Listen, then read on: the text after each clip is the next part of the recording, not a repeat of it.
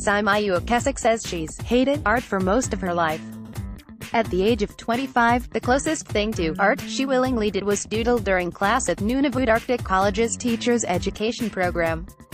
Little did she know, the charcoal scratches on her notepad would later bloom into unimaginable opportunities, traveling overseas to showcase her creations and even restoring her flailing self-confidence. Growing up, for as long as I could remember, I hated art, said the now 32-year-old Akesuk, a grade 3 teacher in Cape Dorset, Nunavut. I even kind of failed art when I was taking my teaching program, she said. That's how much I hated it. It was when a classmate, who was an artist, noticed Akesuk's doodles that her life took a turn. She kept bugging me. She said, "You should start drawing.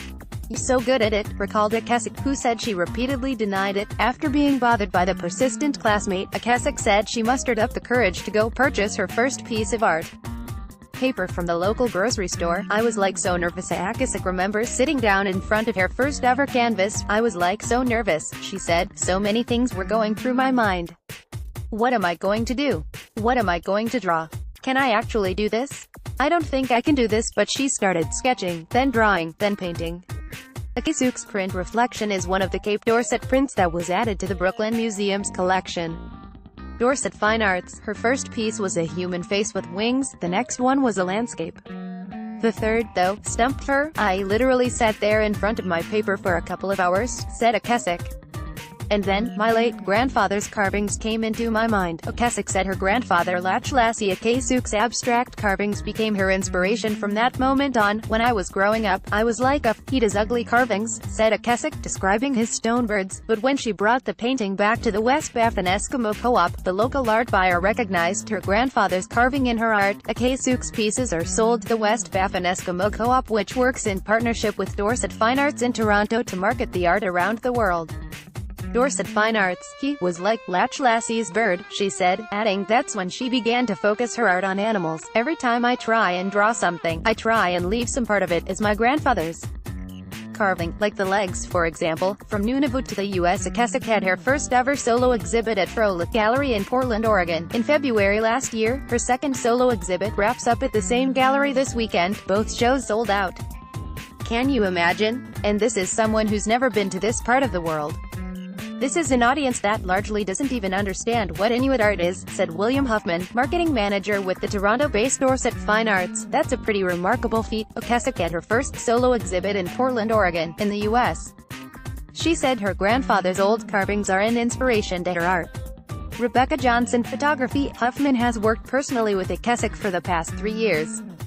Dorset Fine Arts works with the Cape Dorset Co-op in distributing and marketing local artists' work all over the world. "I always thought I was a failure. But look who I am today." Saimaiyu Akesuk's work is a mixture of approachable, idiosyncratic, lyrical and contemporary, said Huffman. "It's not the typical Inuit art people see from the north," he added. "This is what I think is the next generation," said Huffman, who describes Akesuk as extraordinary. "We have a lot of artists that we work with, and all of them are wonderful artists. But there are a few that stand out as ambassadors for the Cape Dorset artistic community, and I would say she's definitely one of them." Huffman noted that the Brooklyn Museum in New York City acquired one of Akesuk's pieces as a gift last year. She also worked on a collaborative animation piece with a media artist recently. Brooklyn Museum adds Cape Dorset prints to collection. "Saimaiyu is one of our most successful and highly sought-out artists," said Huffman.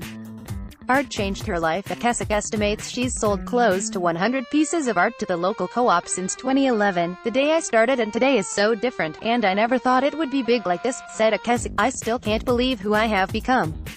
I hated art, but look who I am today," says Akesuk.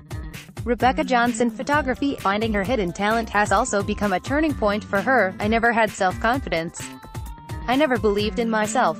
I always thought I was a failure," said Akesuk. "I still can't believe who I have become. I hated art, but look who I am today." Akesuk leaves a positive message for people, young and old. "You have more talent than you think that you have," she said. "Always believe in yourself."